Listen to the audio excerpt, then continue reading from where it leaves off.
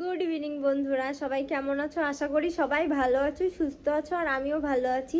তো আবারও চলে এলাম নতুন একটা ভিডিও নিয়ে। তো এখন বিকাল 6টা বাজে, এখন থেকেই ভিডিওটা শুরু করছি। বিকাল 6টা মানে কি মনে হচ্ছে ওই 4টেই বাজে। কলকাতার ওদিকে 6টা মানে প্রায় সন্ধ্যাই হয়ে গেছে। তো চলো ছাদে গিয়ে তোমাদের দেখাই এখন আমাদের এখানে কেমন রোদ আছে কি নেই। তো চলো ভিডিওটা দেখতে থাকো, আর ভিডিওটি যদি ভালো লাগে অবশ্যই লাইক কমেন্ট করবে আর সাবস্ক্রাইব করে পাশে থেকে। তো চলো ভিডিওটা শুরু করা যাক। এই শোনো, ডান্স করছে, যাও একটু পিছনে যাও।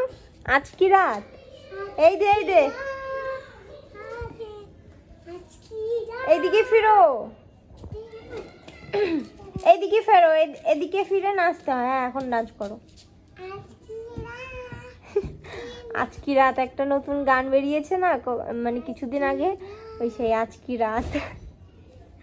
আমার মেয়েকে ঘুরতে যাওয়ার কথা, ছাদে যাওয়ার কথা বললে ও এক পায়ে রাজি। দেখো এইভাবে উঠছে কিভাবে, দেখো মানে আমারই উঠতে ভয় লাগে, ও দেখো ফটাফট উঠে যাচ্ছে। আস্তে শোনো। তো চলো আমরা চলে এসেছি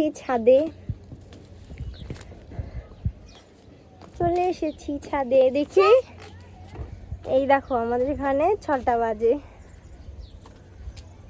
মানে এখনো রোদ আছে। ওই দেখো দেখাচ্ছি, দাঁড়াও।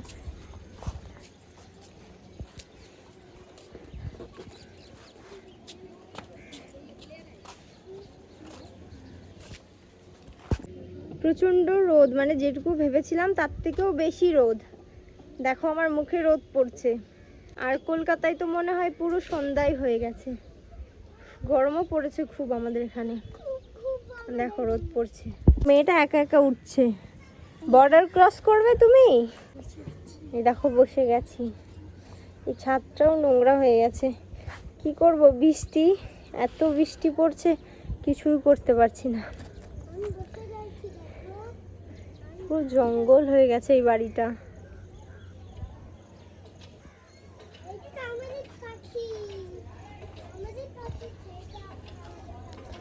ওই যে ওই বাড়িটা দেখতে পাচ্ছ, ওইটা হচ্ছে বাচ্চাদের স্কুল। আর এইগুলো হলো সব আমাদের পাড়োসি। মানে এখানে সব কিছুই ভালো লাগে, শুধু একটা জিনিসই খারাপ লাগে, সারাদিন একা একা বাড়িতে বসে থাকো, আর কোনো কাজ নেই। সকাল মানে ওই 9টা 10টার সময় একদম ফ্রি, তারপর আর কোনোই কাজ নেই। সারা দিন শুয়ে বসে এই মেয়েকে নিয়ে যা টাইম কাটে, আর কিছু না। ধরো এখানে মানে সেরকম কেউ কারোর বাড়িতে যায় না, মানে আর বউরা মানে খুব কমই মানে বেড়ায়।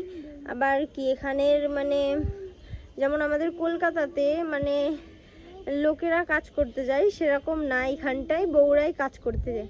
আবার কি জানো বন্ধুরা, এখানকার কি মানে এখানে গরমের সময় মানে ফুল সোয়েটার পরবে, মানে সবাই মানে সোয়েটারের মতন মোটা মোটা জামা, তারপরে কি শাড়ি পরবে, শাড়ির ওপরে মানে মোটা সেই ফুল হাতা জামা পরবে, তারপরে প্যান্ট পরবে সবাই।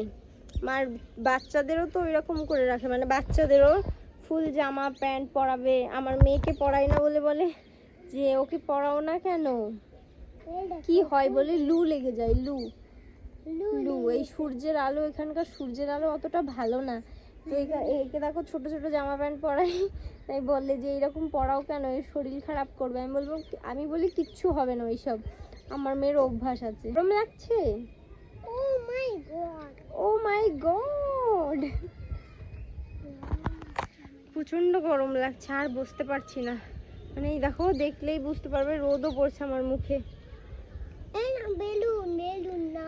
আরেকটা জিনিসও বলি তোমাদের, এখানে মানে মাছ মাংস মানে হিন্দুরা কেউ খায় না, আর হিন্দুদের দোকানও নেই মাছ মাংসর কিছু, মানে ওই সব মুসলিমদের দোকান থেকে আমরা কিনি। আর মাছ বলতে গেলে মাংসটা এখানে পাওয়া যায়, আর মাছ এখানে মানে তুমি কোথাও খুঁজে পাবে না। সেই বাইক নিয়ে তোমাকে 4-5 কিলোমিটার যেতে হবে, তো অতটা দূর যাওয়ার পরে মাছ পাওয়া যাবে। তো ওখানে যখন যায় আমাদের মাছ কিনতে, তো 3-4 কেজি করে নিয়ে আসে। ধরো সব সময় তো আর যাওয়া সম্ভব না, আর এখানে ধরো পাওয়াও যায় না, তো এর জন্য একটু অসুবিধা হয় যে মাছ সব সময় পাওয়া যায় না। আর দেখো সব থেকে ভালো লাগে টাটকা মাছই খেতে, কিন্তু ওটা তো হয় না, না সব দিন মাছ পাওয়া যায় না।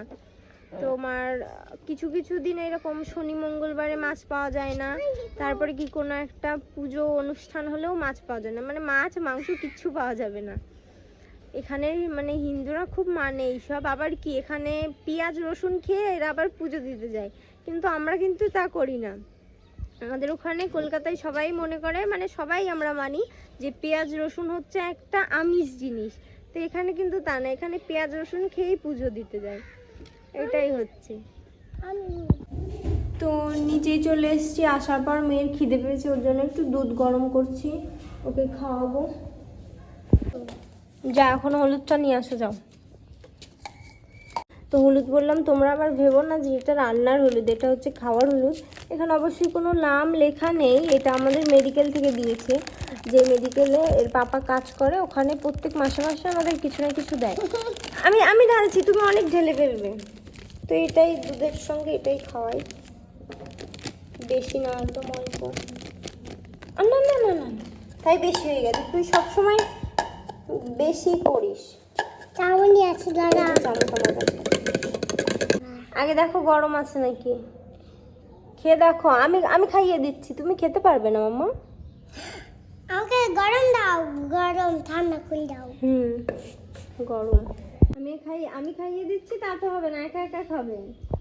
আমি একটা দাঁড়াও, একটু ঠান্ডা হয়ে যাক তারপরে খেও। তো চলে আসলাম রান্না করতে। তো এখানে ডিম নিয়ে চলে এসেছি, এগুলো সেদ্ধ ডিম আর খোসাটাও ছাড়ানো আছে। এখানে বেশিরভাগ এইভাবেই সেদ্ধ ডিম বিক্রি হয়, খোসা ছাড়ানো।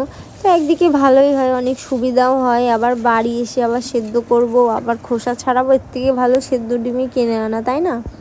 তো এখানে একটা ডিম এক্সট্রা ছিল আর খিদেও পেয়েছে, ভাবলাম একটা ডিম কেটে খেয়ে নিই। তো এর উপরে একটু লঙ্কা আর নুন ছিটিয়ে খেয়ে নেব। তো এখানে আমার মশলা বাটা হয়ে গেছে, আর এখানে একটু ধনেপাতা আর একটা টমেটো কেটে নিয়েছি, এখন আলুগুলো ভেজে নেব।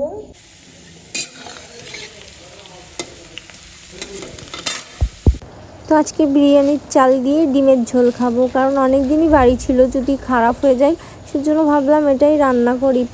আমার যখন বিয়ে হয় তখন আমি রান্নার মানে বুঝতাম না যে কি করে রান্না করতে হয়, ভাত কখন হয়, ভাত ফুটলেও মানে বুঝতে পারতাম না, কিন্তু বিয়ের পর না আস্তে আস্তে সব কিছুই শিখে গেছি, মানে কিভাবে কি রান্না করতে হয়, কীভাবে রান্না করলে ভালো লাগবে। তো চেষ্টা করলে সব কিছুই করা যায়, আমিও শিখে গেছি রান্না। তো আমার রান্নাবান্না হয়েই গেছে, একটু উপর দিয়ে একটু ধনেপাতা ছিটিয়ে দিই। তো দেখো কালারটা কিন্তু খুব সুন্দর এসছে, জানি না খেতে কেমন হবে, তোমরা কমেন্টে বলো যে রান্নাটা কেমন লাগলো।